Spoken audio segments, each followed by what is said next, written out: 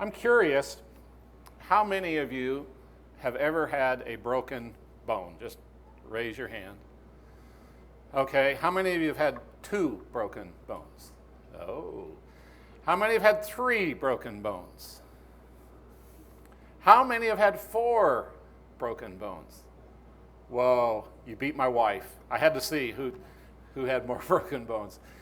The thing about a broken bone is it looks like that on the outside, looks like this on the inside. And, when a bone is broken, something's not right. And when you see bone, you know something really isn't right.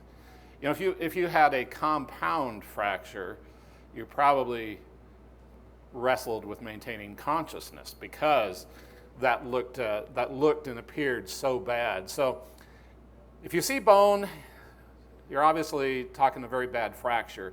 Or if you see bone, the dog's been digging in somebody's yard again. Or if you see bone, it's time to reach for another chicken leg. So, seeing a bone usually brings on something that is not very positive. In our reading schedule, we have come to the book of Ezekiel, and we will be continuing in the book of Ezekiel. And Ezekiel is a book that is filled with a lot of visions and a lot of teaching that God does to Israel through Ezekiel by these visions. And in chapter 37 is a very familiar vision about the valley of dry bones. And this morning I want to make a couple of points from that passage. And I found a YouTube video that I put the scripture behind that just kind of illustrates what happened in this vision. And we'll watch that as we begin here.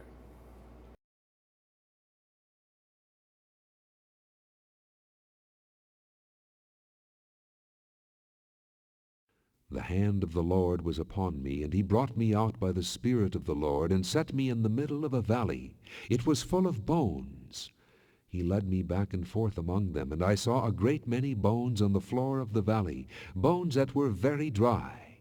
He asked me, Son of man, can these bones live? I said, O sovereign Lord, you alone know.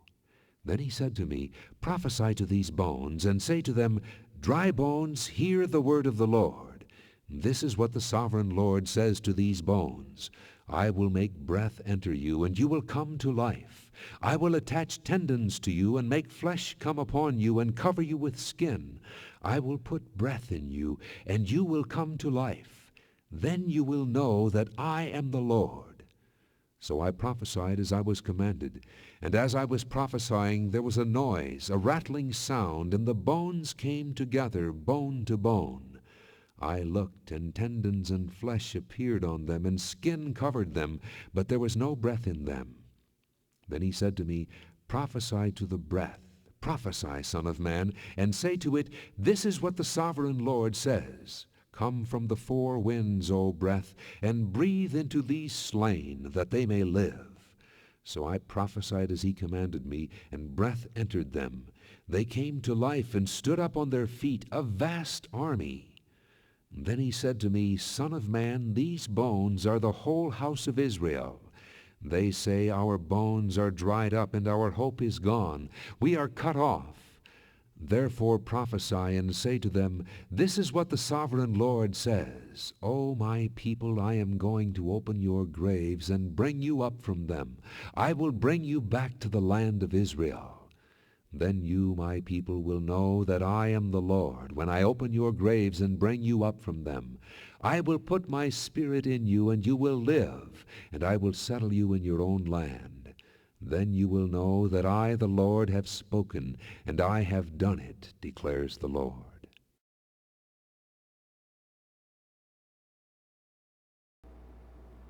Israel says to God, Our bones are dried up. Israel says to God, We are completely cut off. Israel says to God, We are buried in graves.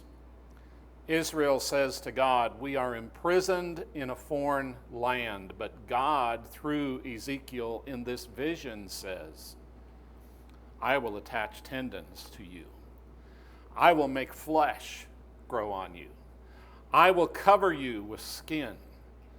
I will put breath in you, and I will raise you out of your grave, and you will come to life. A contrast between how the people saw themselves and how God said he was going to deal with those people. The vision and the message that Ezekiel is giving is intended to help Israel understand that there is hope. The vision has the purpose of stimulating the process of hope. I appreciate John's selection of songs. You know, we sang, "When upon life's billows you are tempest tossed, when you are discouraged, thinking all is lost." And we sang about our brokenness, and we sang about our dry bone times, and we sang about some joyful times as well, the hopeful times. Their situation and their circumstance put them in a dry valley where death and decay were the only scenarios that they could envision. So I want to look at just two lessons for us today, and the first one is this. It is possible for those who are God's people to become stuck in a spiritually dry place. It is possible for those that are God's people to become stuck in a spiritually dry place. It is possible when a number of things happen to us. One of them is when the present seems far less blessed than the past. When the present seems to have less blessing than the past, it is easy for us to develop dryness in our spiritual walk. You know, we are tempted, in Ecclesiastes, Solomon warns that we're not to do this. We're tempted to talk about good old days. We're tempted to think that there were blessings at one point that far surpassed those that we enjoy now.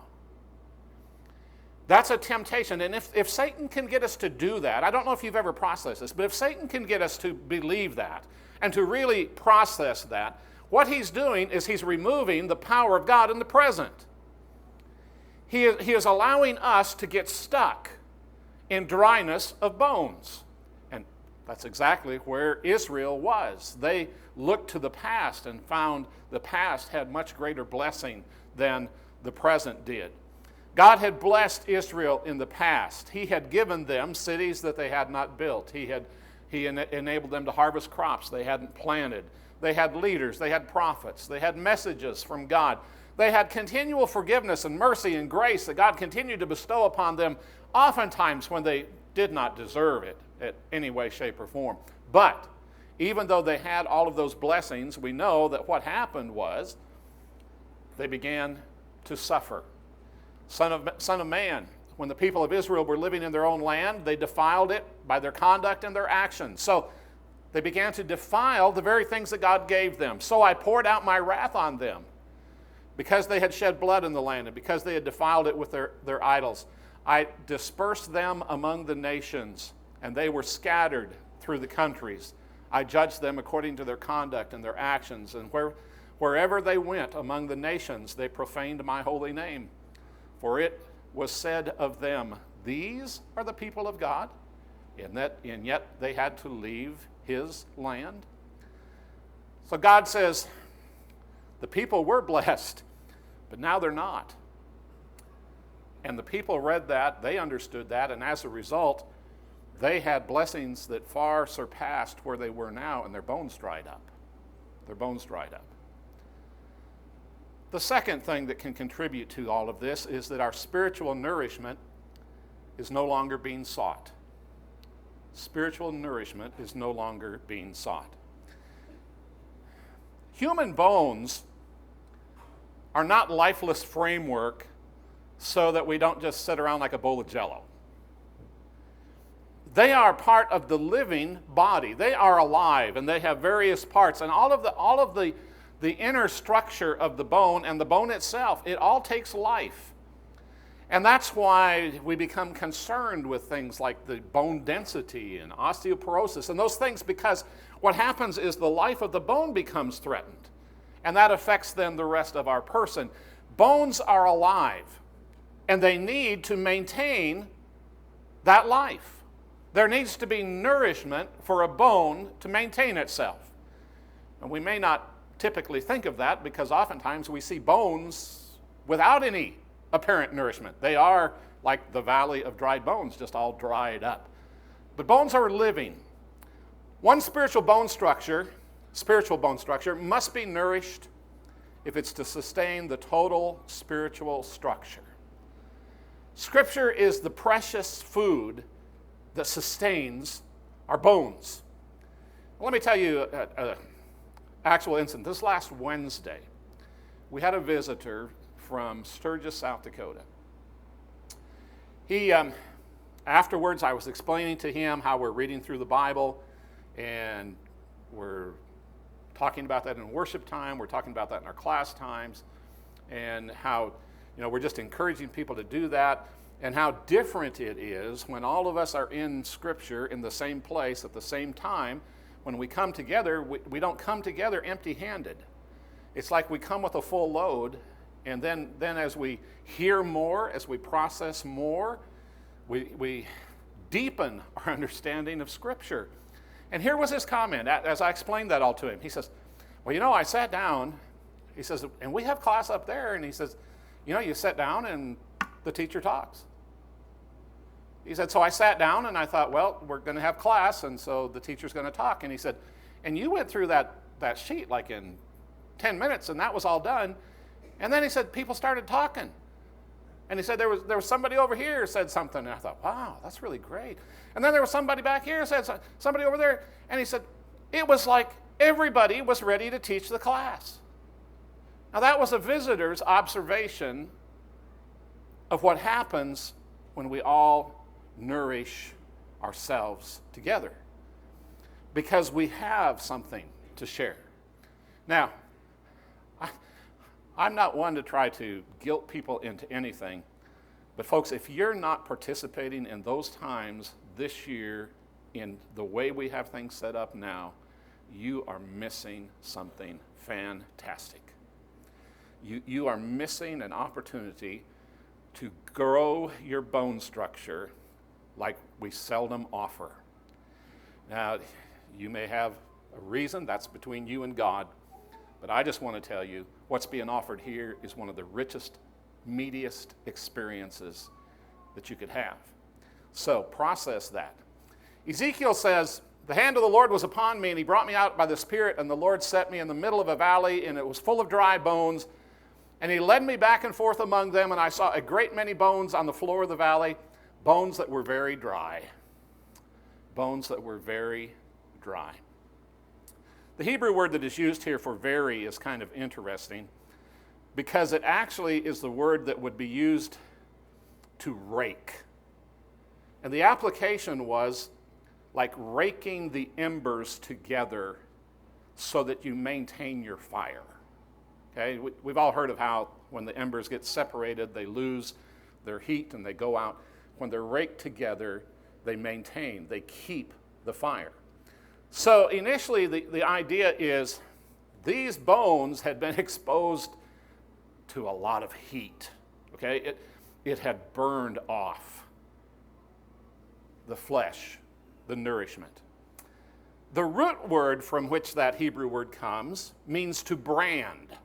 Again, the implication is that there's a tremendous heat that sears something, no more pain, there's no more nourishment, it deadens.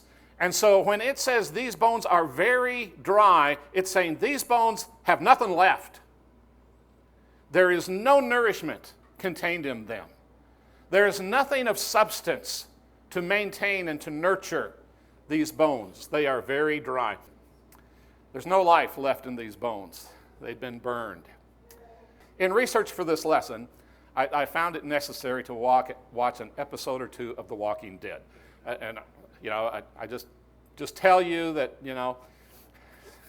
I have to see what some of you are so enthralled about. So, by way of implication, The Walking Dead's all about zombies. Now, zombies have been a sci-fi phenomena for decades. Even, there's even old black and white zombie movies. But by way of illustration, it struck me that there's an illustrative, perhaps, value to this zombie folklore. Because in that scenario, death comes back to a form of life. But the life is void of thought, of process. You know, there's no language capability. There's a lot, you know. And the only thing that a zombie does is what comes by instinct, which is basically eat to survive. You know, I mean, that's the bottom line. And as I process that, it seemed to me that as we talk about becoming spiritually dry bones, that maybe some of how the dry bones dilemma originates is when we become, if you will, spiritual zombies. The real life is gone. The thinking, the processing, the speech, and all that's left is what we do by instinct. And so we just instinctively do spiritual things void of any true life. A few weeks ago, we heard some guys challenge that instead of asking people how they are, that it might be really good to ask why you're here. So just for the sake of drawing the distinction between Valley of Dry Bones, why are you here this morning? It could be that we're feeling very dry and we're just here by instinct. That's a possibility. That's what we're looking at in this vision that Ezekiel gets. It is possible for the people of God to exist in a very dry condition, and that all that we do is by instinct, spiritual instinct, and that we maybe are walking spiritually dead. Another contributing factor to becoming dry is that we allow ourselves to be buried in graves of disappointment. We've already looked at the fact that Israel had done some things that had brought on their condition. There were some reasons that they were in the situation that they were in. And we may too find that has some validity in our dryness. But oftentimes, we may experience a dryness because we carry a tremendous burden of disappointment. It may not be tied to specific disobedient type behavior. Ezekiel chapter 37, therefore prophesy and say to them, this is what the sovereign Lord says, O my people, I'm going to open your graves and bring you up from them. Here's what I want you to notice. God has said he's going to punish these people for their disobedience. There's going to be a consequence for them not honoring him. But what God is saying here is he's going to bring the people out of what? Their graves. Their own graves. He's not talking about lifting them up out of his punishment. He's talking about lifting them up out of the grave they've put themselves in. They're being punished, but they have lost all hope, all trust on God, and that has buried them. And God says, I'm going to bring you up out of that, and I will bring you back to the land of Israel. Then you, my people, will know that I am the Lord when I open your graves and bring you up out of them. I will put my spirit in you, and you will live, and I will settle you in your own land, and you will know that I am Lord, the Lord have spoken, I have done it, declares the Lord. Graves of disappointment. Have you buried yourself in one of these? A grave of disappointment? And caused your spiritual bones to dry up? Let me share with you what I think are some possible graves.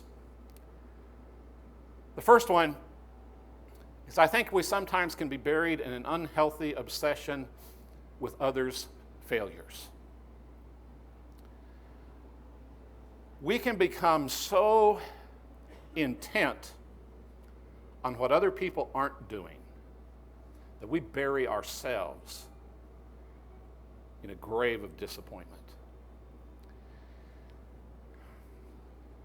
This passage in John, I think, illustrates what I'm talking about. Jesus has taken Peter off. He's asking him about his devotion to Christ, to himself. And do you love me? You remember that whole discussion. And then it says, Peter turned and saw the disciple whom Jesus loved, and he was following them. And when Peter saw him, he said, Lord, what about him? What about him? And Jesus answered, if I want him to remain until I return, what is that to you? I want to suggest to you that Peter avoided his own disappointment in his commitment to Christ by looking for an opportunity to focus on somebody else. And I believe that when we get stuck in these graves of disappointment, one of the graves that buries us very quickly is we focus in on other people, and all of a sudden, our hope is gone and we are dry. Someone years ago, I think it was actually in a group session, said that they had found a way for them to avoid getting in that grave. And that was, instead of processing what someone else should do, to change the should do into it would be nice if. And they said that for them, that kept them from being dried up because of the failures of other people. That as they looked and wished that something had happened differently, instead of saying, it should have, they would process, it would have been nice if. And folks,